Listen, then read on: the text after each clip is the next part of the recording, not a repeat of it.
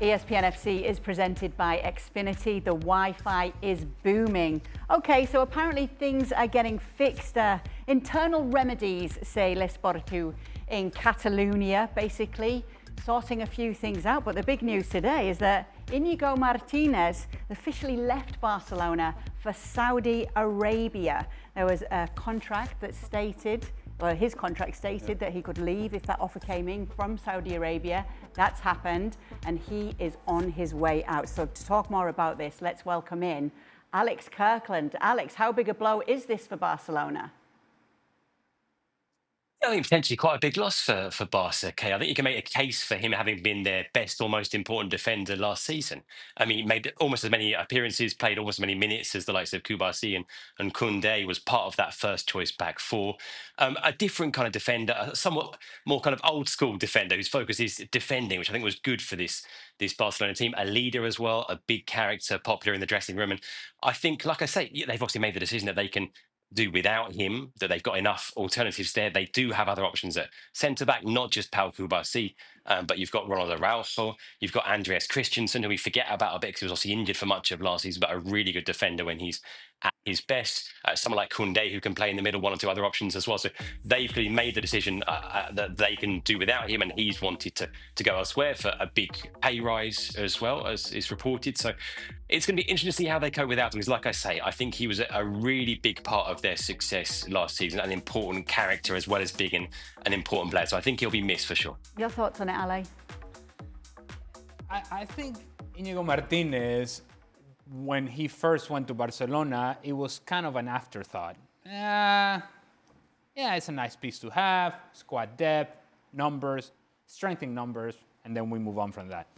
But given the struggles of Ronald Araujo, and these are well-documented struggles in which opportunity after opportunity, time after time, injury after injury, his level of play has dropped dramatically. Then you looked around and you go, okay, well, Christensen is injured. We need somebody to play center back alongside Pau Kubasi. And then Inigo Martinez became, as Alex just pointed out, a critical part to their success. Unexpectedly so. And yet he became so very important. I think what Barcelona are banking on, hoping, betting, maybe pleading, is that Ronald Araujo gets back to his best. And if he does that, then no issues, no problems. But if he doesn't, now you are looking deep, and I mean deep, into the Eddie Garcia possibility. And when you start depending on Eddie Garcia to be your center back consistently, you're asking for trouble. I think Ronald Araujo is the key here for Barcelona. If he plays well, no issues. If he doesn't, we're going to have problems. What do you make of this whole situation and leaving, the player leaving for a lucrative offer in Saudi Arabia, leaving Barcelona? Well, it's kind of strange because he's leaving because they had an agreement, we're led to believe. Mm-hmm. And so, on the one hand, you're going, Barcelona, looking after the players, very nice of them, you know, sticking with the agreement. And then you look at Ter Stegen, and they've completely stitched him up. So it's kind of weird. I didn't expect this from Barcelona. And the strangest thing is this is probably going to hurt them big time.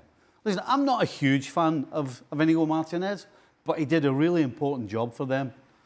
Because of the high line they played, he was the one that was in charge, particularly when he's talking to Kubasi and getting the fullbacks. I mean, they had a good line. It didn't always work, but Martinez was the guy that was in charge of it. And Christensen and Araujo are not going to be able to do that, in my opinion. What about Eric Garcia? Particularly Eric Garcia. And so, if they continue this season with that high line, this is going to be something to watch. I wonder what the feeling is in Spain about it all, Alex. Obviously, it's just been a wonderful season for Barcelona. Everybody's expecting a great season ahead for them. That Inigo Martinez would leave this. Well, yeah, but the context, as the guys have sort of hinted at there, is that it's not just about the playing side, is it? It's about the financial side as well. And while Barca are aware they're losing an important player, they're also grateful to free up some space on their wage bill. Because as always, we're in the middle of what's become an annual tradition now almost of Barcelona signing some new players and then being in this sort of desperate rush to register them in time for the new season. This season, of course, it's Joan Garcia, the goalkeeper. It's Marcus Rashford as well. And so Inigo Martinez a decent earner, frees up some space on the wage bill, and helps in that effort to try and register these new signings. Like I say, we get this every year with Barcelona. Every year up to now, they've found a way around it. They've made it work. They got Dani Olmo registered for the first half of last season because Richardson was injured. They got him registered sort of thanks to the courts and the federation for the second half of last season in the end. And like I said, they always seem to find a way. And presumably they're confident they'll do it again this time with Rashford, with Joan Garcia. But like I say, Inigo Martinez leaving, even if it hurts the team to a certain extent in a sporting sense, it helps them out financially. So I think there's a recognition of that. That's irresponsible, isn't it? Well, What kind of common sense is that? You're going to hurt the team, but we can get some more money. I mean, that's completely irresponsible. But are you surprised? Who thinks that's a good idea? Yeah, but Stevie, this is the way, and Alex just mentioned, and we talked about it on the show yesterday as well. This is the way that Barcelona have been making decisions, administratively speaking, when it comes to player transaction for years now. This is not new, and they always come to the last day, the last week. Reminder, we're in the last week ahead of the beginning of the season, and here we are having these conversations. How do we move this piece so that this piece fits here and that piece fits there so that then we can register this player? That's where we have been for Barcelona, and we continue to have the same conversation. And mind you, one of the players that they need to register or want to register is Marcus Rashford, a player that they did not need.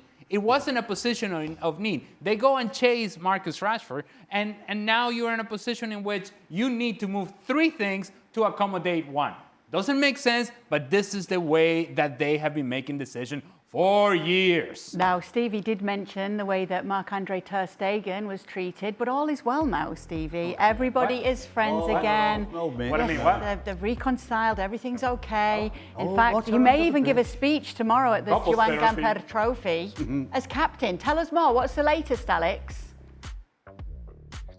Yeah, it's going to be extremely interesting what the crowd reaction at the Gamper Trophy is going to be. This is the traditional pre-season showpiece for Barcelona, and before this game, the captain speaks on behalf of the squad to the fans, and the captain, again, after he was briefly stripped of the captaincy this week and now reinstated, is Marc-Andre Ter Stegen. So let's see how the fans react. Will there be whistles? I'm not quite sure. I mean, he's a divisive figure in many ways. I think Ter Stegen. I think he has been as a player for Barca fans for a little while now, but especially after this latest saga in which he was in this standoff with the club where, he had this surgery. He came out and said, I'll be out for 3 months. That wasn't helpful to the club because they need him to be out for 4 months or longer to make his absence help in terms of player registration. There was this situation this week where he was refusing to sign this medical report, which had to be sent off to La Liga in order to kind of make official that lengthy absence. That has now been resolved. And like I say, he's been reinstated as captain after it was briefly taken away from him. But all of that, a week before the start of the season, as you say, tomorrow we've got the Gamper Trophy and him to speak to the crowd. So I'm not quite sure what the action is going to be. I think a lot of fans, I think there is division there. Like I say, I think a lot of fans back the club almost whatever happens because that's the nature of fandom, isn't it? I think other fans can be a bit more kind of on the players' side. I feel like some of these players who have been stalwarts of the team and of the club for years are not being treated particularly well by the club. In cases like that of Ter Stegen, there have been others, but this is maybe the most high profile and most kind of dramatic one so far. So like I say, let's see what the reaction from the fans is like, because yes, this has all been, they've sort of shaken hands and they've found a way forward, and he's agreed to sign this medical report which goes off to the league, which then helps in terms of registering Joan Garcia, his replacement in goal.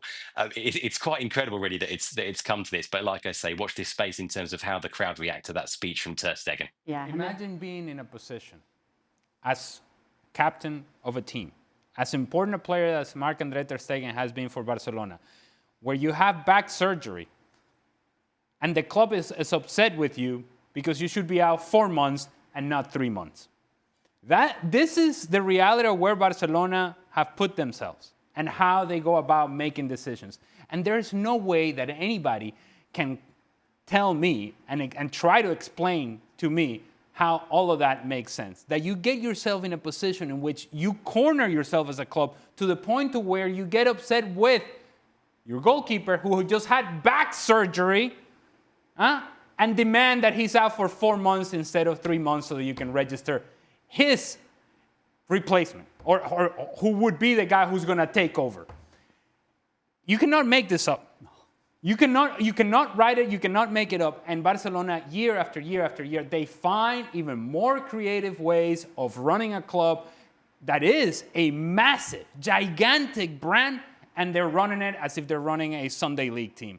That's not the way it should work. Meanwhile, another situation they're going to have to deal with is the fact that Robert Lewandowski has picked up an injury, a recurring injury. He's going to be out for a few weeks, probably won't be back until after the international break. Is that a concern for Barcelona? Well, yes, it is, of course. And not just for the games that he's going to be out, but as we all know, we have been talking about this for years when it comes to Robert Lewandowski. We're so impressed with the fact that he continues to score goals, but he is, as everybody is, continues to get older. And these niggly injuries become far more common as you get older. That is the reality for most players. And so then it becomes the concern, I suppose, for Barcelona, and the hope is that Ferran Torres can carry on his momentum from last year and that he can be the player. Now, while we can focus on potentially Marcus Rashford playing down the middle, I think the succession line here from Hansi Flick and Barcelona would be, if Lewandowski is not playing, for the time being, Ferran Torres would be the answer because of the job that he did last year when Lewandowski was out. If you want to divide a locker room, if you want to create problems, if you want to bring about issues, then you jam Marcus Rashford into the middle and you force feed him into a starting position. You do that, now you're going to get bubbling going on in the locker room and you're going to get dissent. Ferran Torres has earned the opportunity to be the successor to Lewandowski, at least for the time being. And then, if he doesn't do the job, you can consider Marcus Rashford as a possibility and as the option.